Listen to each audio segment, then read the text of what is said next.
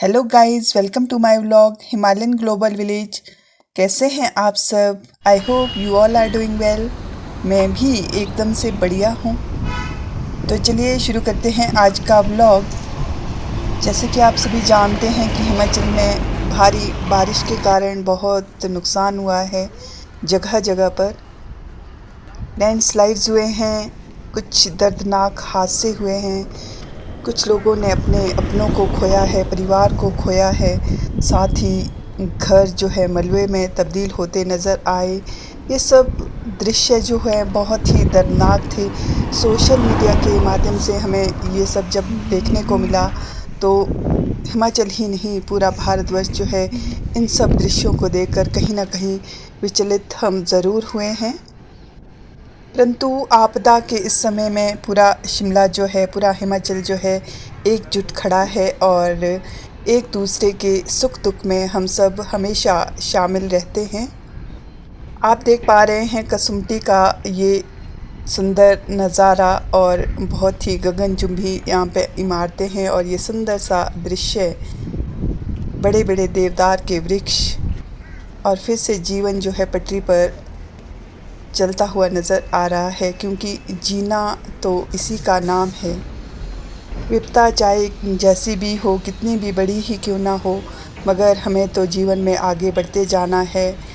गिरकर संभलना ही कहीं ना कहीं जीवन है और ये हम सभी इस वक्त कर रहे हैं। जिन्होंने अपनों को खोया है, अपने आशियाने जिनके उजड़े हैं, वे सब भी थोड़ा सा धैर्य रखें और इस घड़ी में अपने आप को संभालना, अपने आप को संबल देना बेहद ज़रूरी है। क्योंकि ज़िंदगी के इन रास्तों पर देखिए हमें चलना तो है ही, चाहे रास्ते की जो डगर है कितनी ही कठिन क्यों ना हो। हमें मंजिल तक पहुंचने के लिए जो हमारे हौसले हैं वो बुलंद हैं और ये टूटे हुए रास्ते हमारे कदम रोक नहीं पाएंगे।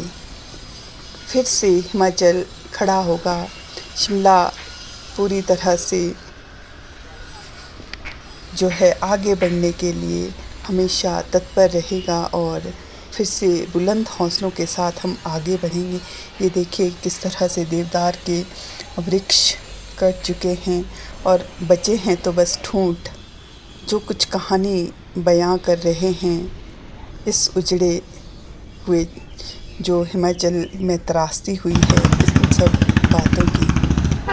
आपदा के इस समय में प्रशासन जो है पूरी तरह से आम जन के साथ खड़े हैं और साथ ही साथ जो भी इस काम को कर रहे हैं वो बहुत मुस्तैदी से, जहाँ भी रास्ते बंद है, जहाँ भी जो काम रुके पड़े हैं, वो सब जो है आपसी सहयोग से किए जा रहे हैं।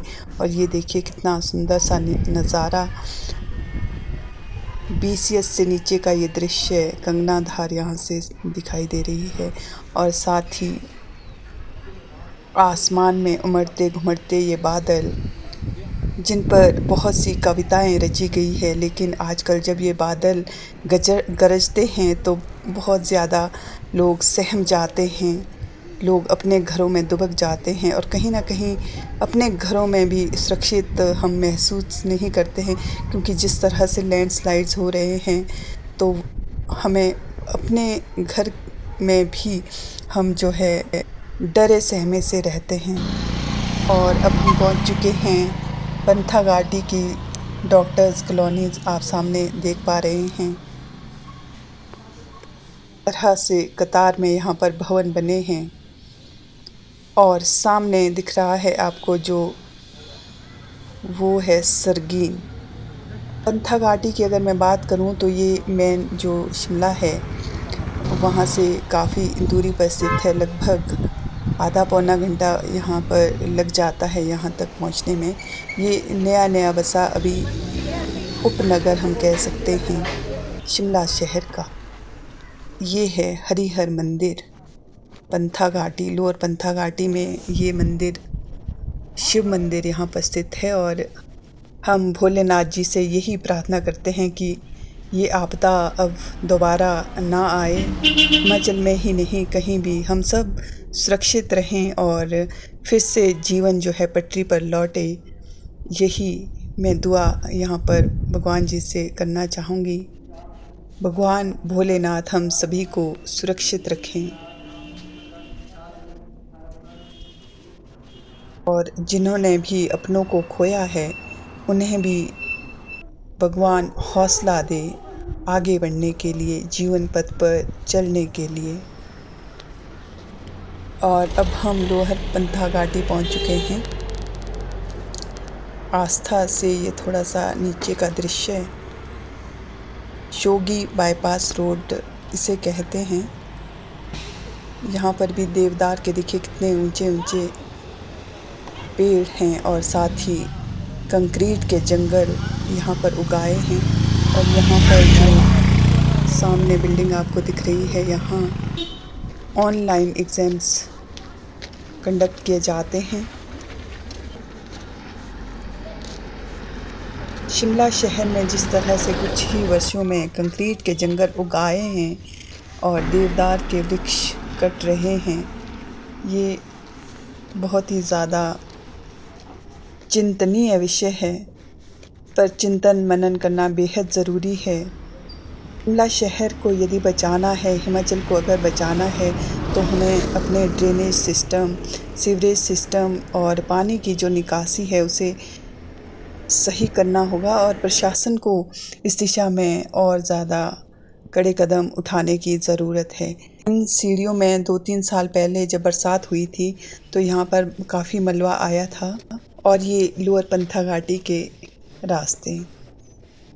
शिमला शहर की अगर हम बात करें तो यहाँ कुछ ही वर्षों में बहुत ज़्यादा कंस्ट्रक्शन का काम हुआ है और देखिए कितनी गगनचुंबी इमारतें यहाँ पर बन चुकी हैं और फिर भी पानी की निकासी का कोई एक हल नहीं है।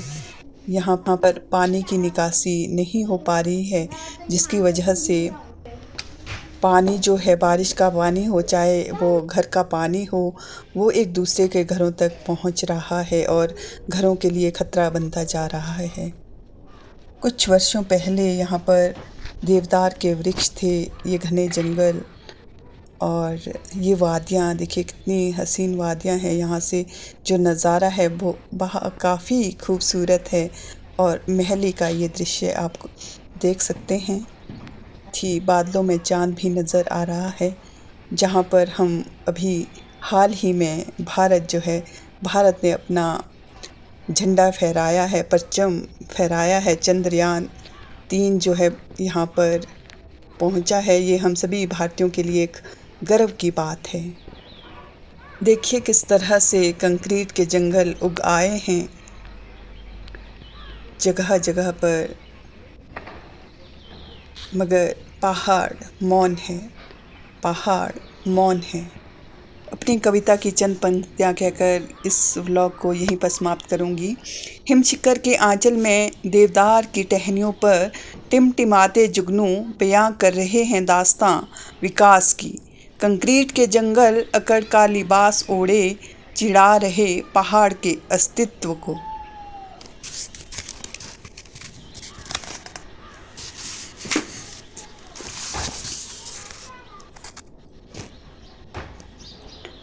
पहाड़ मौन है, निशब्द है। खनन माफिया की तेज धार में धरा कट रही है। सजा दिए हैं फूलों के गमले बालकनी में, हजारों देवदार कट जाने के बाद। पहाड़ मौन है, पहाड़ मौन है।